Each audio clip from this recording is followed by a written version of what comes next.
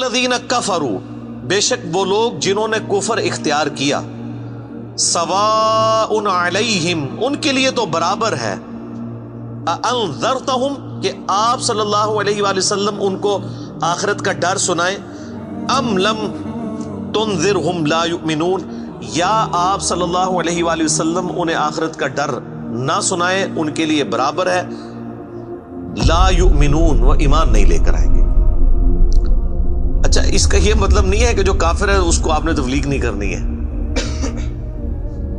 تو یہ کتاب ہدایت پوری انسانیت کے لیے، ھدی للناس وبینات من الہدی والفرقان، اس میں امپلائیڈ ہے ان الذین کفروا، بے شک وہ لوگ جنہوں نے کفر اختیار کیا ہے، جان بوجھ کے آنکھیں بند کی ہوئی ہیں، جس کو ڈاکٹر اسرار صاحب رحمہ اللہ تعالیٰ بڑی پیاری بات کرتے تھے کہ جو شخص سویا ہوا ہے اس کو تو آپ جگا سکتے ہیں، اور جو آنکھیں بند کر کے لیٹا ہوا ہے اس کو کوئی نہیں اٹھا سکتا، کیونکہ وہ پہلے ہی جاگ رہا ہے، جاگنا چاہتا نہیں ہے۔ تو ایسا شخص جس کے اوپر حق اور باطل واضح ہو چکا ہو، اس کے باوجود وہ جان بوجھ کے کفر کی روش اختیار کرے، اس کے لیے قرآن میں کوئی ہدایت نہیں ہے۔ یہ بڑا خطرناک معاملہ ہے۔ تو اس سے مراد وہ کافر ہے کہ جو حق جاننے کے باوجود جان بوجھ کے اپنی قبیلے کی حمایت کے اندر، اپنی نسلی تعصب کے اندر،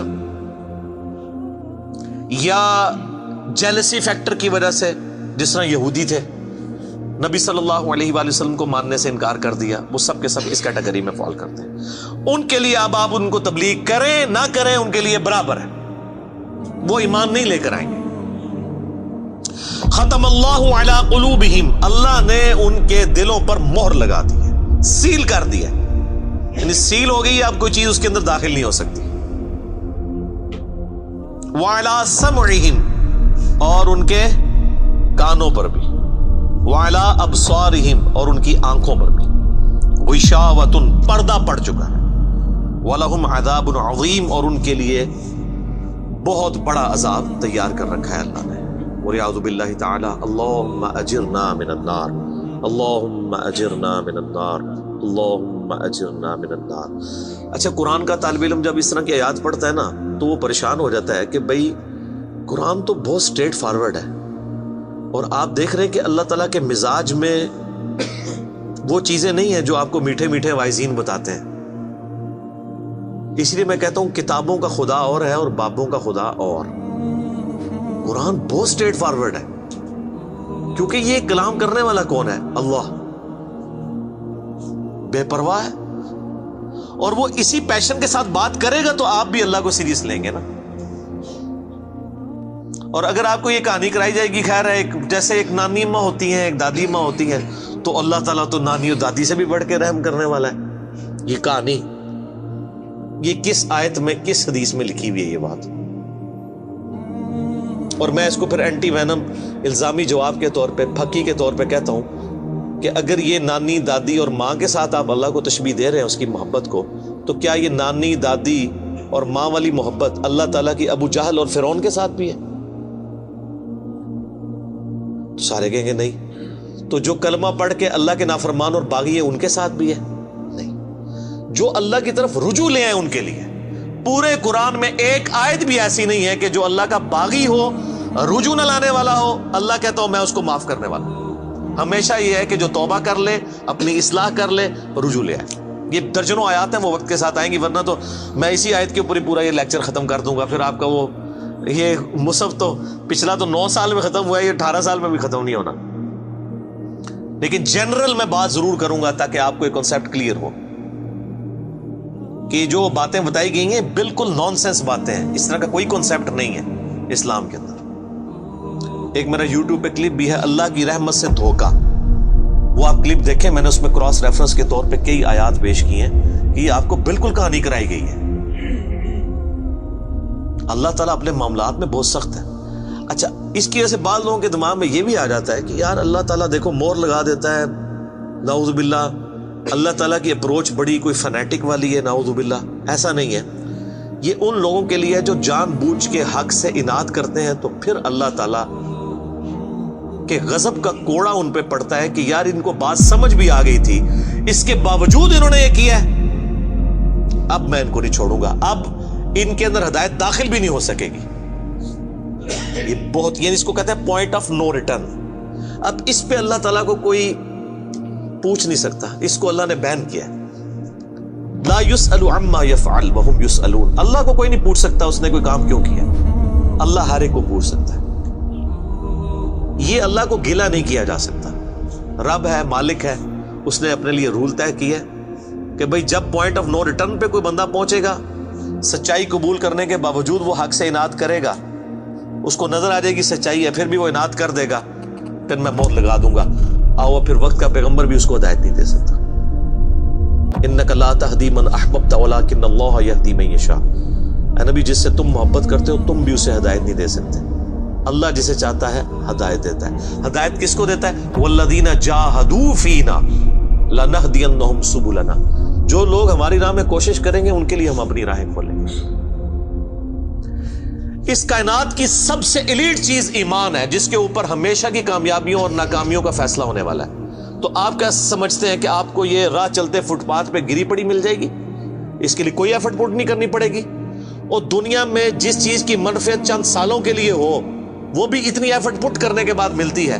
اور جس سے ہمیشہ کی کامیابیاں آپ کا مقدر ہونے والی ہیں، آپ سمجھتے ہیں کہ وہ آپ کو چنگے جی لگ جائے گی، مفت میں ہی مل جائے گی؟ نہیں، ناٹ ایٹ آل.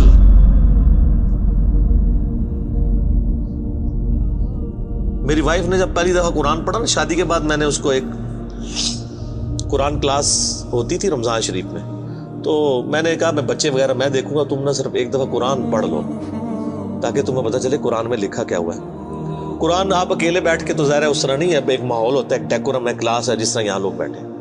تو رمضان میں پورا قرآن اس نے مکمل کیا نا، تو میں نے اس سے پوچھا تم نے کیا یعنی اس سے حاصل کیا؟ اس نے کہا جی اللہ بہت سخت ہے، اور جس خدا کا تعارف ہمیں ہمارے ماں باپ اور یہ معاشرہ کرواتا ہے وہ خدا نہیں ہے جو قرآن میں ہے.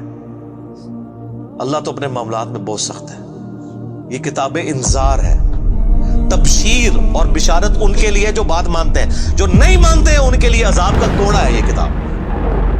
کیونکہ اللہ ہے نا، یہ کائنات اس نے اس لیے بنائی ہے کہ آپ جانوروں کی طرح کھائیں پیئیں، اولاد پیدا کریں اور مر جائیں. انسان کو اس نے اپنے لیے پیدا کیا ہے، پوری کائنات انسان کے لیے اور انسان کو اپنے لیے. وما خلقت الجن والانس الا لیعبدون. اچھا یہ جو بات ہے نا، ختم اللہ علی قلوبہم وعلی سمعہم وعلی ابصارہم، مور لگا دی ان کے دلوں پر، کانوں پر، آنکھوں پر، پردہ ڈال دیا، اب عذاب ہی ان کو آئے گا. یہ آپ نے اگر بات سمجھنی ہے نا تو آپ پارہ نمبر 7 کے آخری صفحے پہ آ جائیں. سورۃ الانعام میں آیت نمبر ہے 110، 7ویں پارے کی آخری آیت. آپ کے یہ بلو والے قرآن میں 142 نمبر پیج کی آخری آیت 110 نمبر. وَنُقَلِّبُ أَفْئِدَتَهُمْ وَأَبْصَارُهُمْ. ہم پھیر دیتے ہیں ان کے دلوں کو اور ان کی آنکھوں کو، عقل اور ان کی آنکھوں کو، کہ وہ حق بات قبول نہ کریں. حق سے اللہ فرماتا ہے کہ میں ان کو حق سے اندھا کر دیتا ہوں. کما لم یؤمنوا به اول مرہ، جس طرح کہ انہوں نے بھی تو پہلی دفعہ جب ان کے اوپر حق کھلا تھا انہوں نے ایمان لانے سے روح گردانی کی تھی نا، اب یہ چاہیں گے بھی نہ تو میں ان کو اسلام کی طرف نہیں آنے دوں. وَنَذَرُهُمْ فِي طُغْيَانِهِمْ يَعْمَهُونَ، اور میں ان کو چھوڑ دوں گا اپنی سرکشی میں بھٹکتے پھریں. وَلَوْ أَنَّنَا نَزَّلْنَا إِلَيْهِمُ الْمَلَائِكَةَ، اور اب اگر فرشتے بھی ان کے سامنے نازل ہوں، وَكَلَّمَهُمُ الْمَوْتَى، اور مردے قبروں سے نکل کے ان کے ساتھ بات کرنا شروع کر دیں. وَحَشَرْنَا عَلَيْهِمْ كُلَّ شَيْءٍ قُبُلًا، اور ہر چیز جن کا ان سے وعدہ کیا تھا ان کی آنکھوں کے سامنے آ جائے، قیامت بھی، عذاب بھی، سب کچھ بھی. مَا كَانُوا لِيُؤْمِنُوا، پھر بھی ایمان نہیں لے کے. یہ ہے سر کتابوں کا خدا. یہ نانی اماں، دادی اماں اور ماما نہیں ہے، یہ اللہ ہے. کتنی سختی ہے کہ فرشتے بھی. اب مجھے بتائیں کسی سے مردہ نکل کے قبر سے کہے کہ میری تو پھینٹی لگ گئی ہے، آپ کو تو پوری زندگی نیند نہیں آنی ہے، لیکن اللہ فرما رہا ہے پھر بھی ایمان نہیں لے کے آئیں گے. کر لو جو کر، یہ اللہ کہہ رہا ہے. آمین. الا ان یشاء اللہ، ہاں اگر اللہ ہی چاہے زبردستی کسی کو اس طریقے سے ہدایت دے تو وہ الگ بات ہے. ولیکن اکثرہم یجہلون، لیکن اکثر لوگ جہالت کا شکار ہیں. وہ اپنی وشفل تھنکنگز کے اندر، امانیہم جنہیں کہا گیا ہے، وہ ان میں پھر رہے ہیں، پھرتے رہے۔ اللہ تعالیٰ اپنے معاملات میں بہت سخت ہے میرے بھائیوں، اللہ کو سیریس لینے کی ضرورت ہے۔ ظاہر ہے اس کائنات کی ایک ہی حقیقت ہے، وہ اللہ ہے، اگر اس کو کوئی سیریس نہیں لیتا تو اللہ تعالیٰ کے لیے کیا ہے؟ وہ تو اپنے نبی سے 3 دفعہ قرآن میں کہلوا رہا ہے، قل انی اخاف ان عصیت ربی عذاب یوم عظیم، اے نبی تم فرما دو کہ بالفرض اگر میں بھی اپنے رب کی نافرمانی کروں تو مجھے خود اس بات کا ڈر لگا ہے کہ بڑے دن کا عذاب مجھے بھی آ پکڑے گا۔ جی سورۃ الانعام، سورہ یونس، سورہ الزمر، 3 سورتوں میں یہ ایک آیت 3 دفعہ آئی ہے۔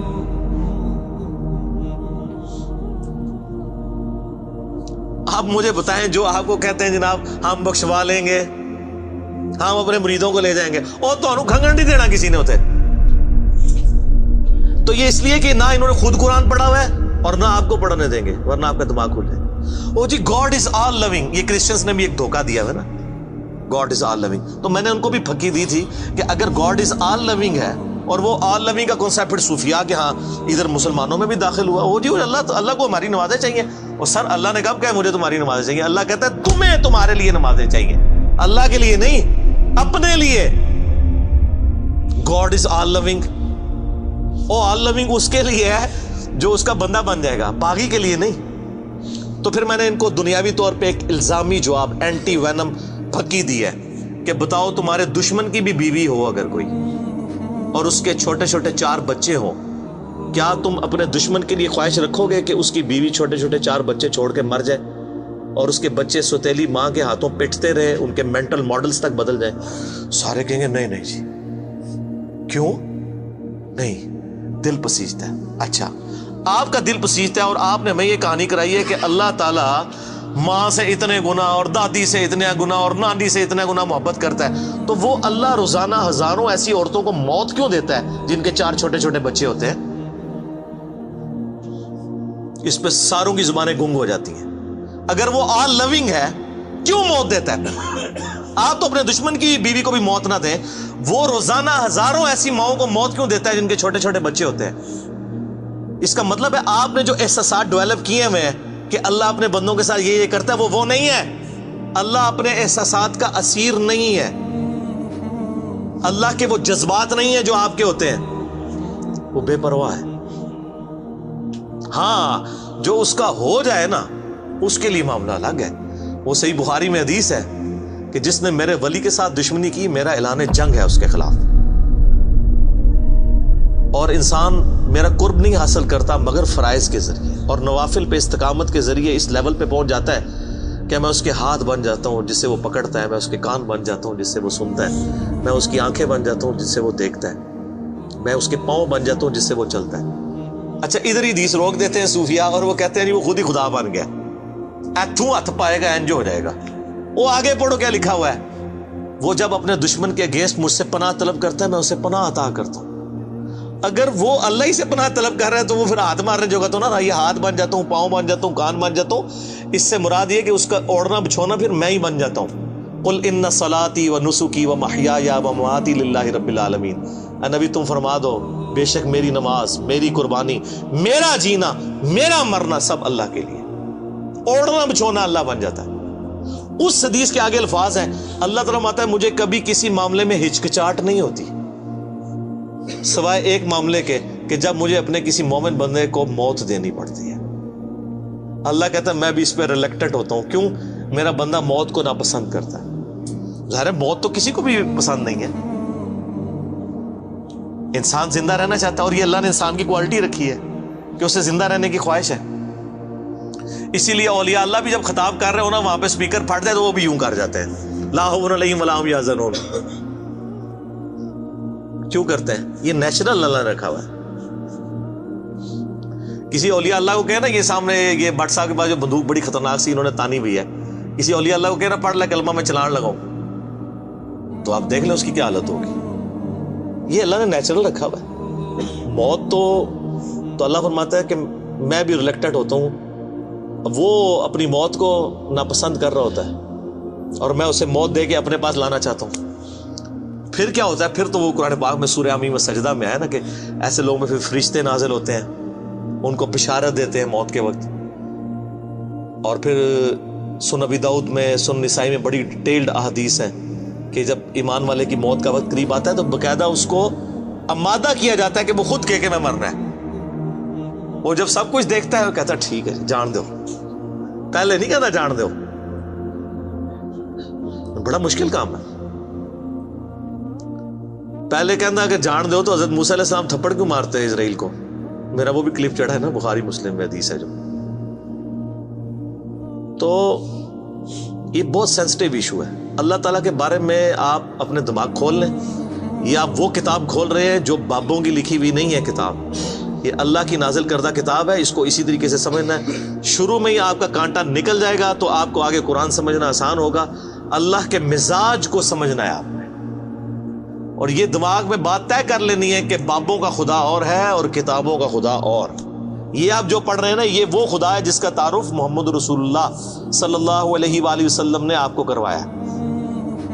یہ وہ خدا ہے جس کا تعارف پیغمبروں نے کروایا، اور پیغمبروں نے ان کتابوں کے ذریعے کروایا جو اللہ نے ان پہ نازل کی تھی.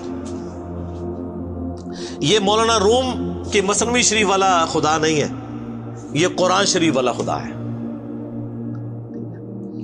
وہ کہتے ہیں وہ مثنوی مولانا روم جو ہے وہ فارسی کا قرآن ہے. استغفر اللہ تو بولی ایڈیاں کہانیاں، ایڈے جھوٹ، اتنی انبیاء کی گستاخانہ واقعات اس کے اندر ہیں، اور اس کو کہتے ہیں فارسی کا قرآن ہے. سر فارسی کا قرآن وہی ہوگا جو قرآن کا ترجمہ فارسی میں شاہ ولی اللہ دہلوی نے کیا ہوا ہے. باقی وہ کہانیاں لکھتا رہے، وہ قرآن نہیں بنتا. تو یہ ساری میں نے گفتگو شروع میں ہی کانٹا نکال دیا.